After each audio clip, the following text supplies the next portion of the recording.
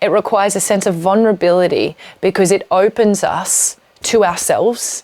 And if you have been quite strict and doing and working, and life has been like, organized, and you're quite yang in your energy and your output and the word devotion and practice and reverence probably feel a little bit icky and foreign and because it requires a sense of humility and vulnerability to even say genuinely the word devotion or the word practice without thinking it's from, or without probably feeling that you have to do this because someone told you to do it. But if this is resonating with you and you're hearing beneath the words that I'm using, if our words are different, if you're hearing what I'm saying beneath it, it is simply a connection to the aliveness within us and all things. That's all it is. It's just a connection.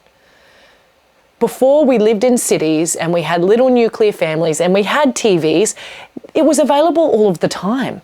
We didn't have to do a fucking devotional practice. Well, we did as well because it was like a kind of a next level thing.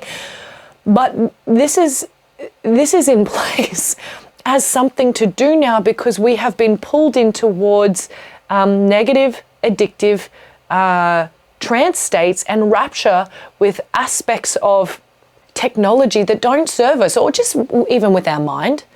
So we're just restoring what we were naturally connected to when we were born. But it is our karma as human beings that we have a mind, and it is our karma that we decided as a soul to incarnate in this lifetime with the current systems the way they are and the technology the way it is.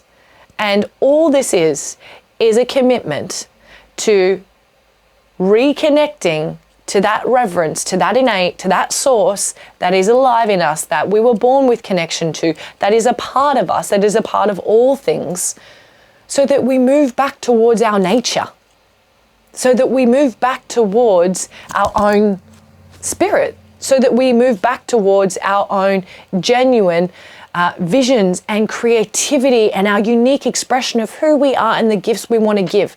That's what this is about.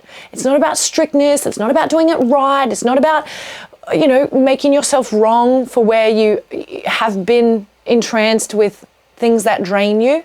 It's just an acknowledgement that our lives are probably not set up to optimize connection with the divine or with source, and that impacts how we hold ourselves or how we move through life and how we hold others.